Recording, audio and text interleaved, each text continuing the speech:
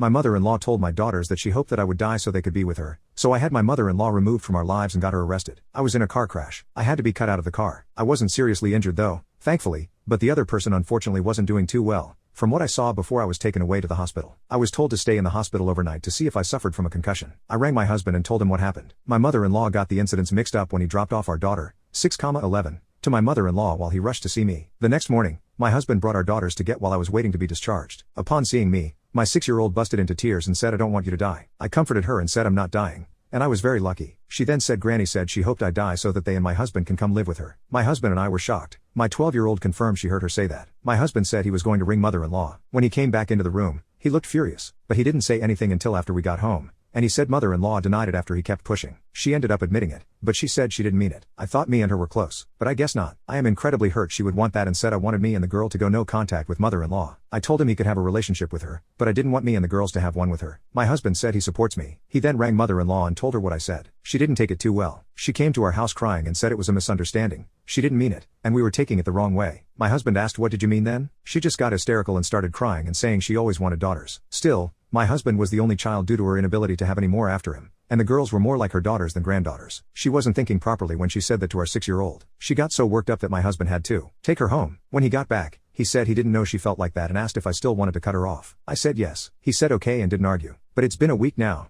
and he is still very quiet and hasn't said much about what happened. Now I'm starting to feel guilty, wondering if I took it the wrong way and being Ada. Update: I decided to talk to my husband and asked if he was upset that I decided that the girls and I have no contact with mother-in-law. He said he wasn't. He said he always knew mother-in-law wanted a daughter instead of him, and it brought back all the bad memories of rejection and hurt he felt growing up as a kid. I suggested therapy, and he's willing to go. We are also going to get therapy for our 6-year-old, as she now gets anxious if I'm not within her sight. My husband agreed that going NC with mother-in-law is the best thing for our family. Our daughter's birthday is coming up, and we have yet to tell mother-in-law she is no longer invited. Update 3. Mother-in-law has been arrested. She came to our house screaming we couldn't keep her daughters from her. Husband tried to calm her down and get her to leave. She wouldn't and attacked him. My husband had to restrain her, and I called the police. She fought them, but it got her nowhere except the back of their car. The woman is truly insane. My husband talked to the police because I had to calm down my daughters. After all, they witnessed the whole thing. My 6-year-old was hysterical about Granny being taken away. This is all just a big mess.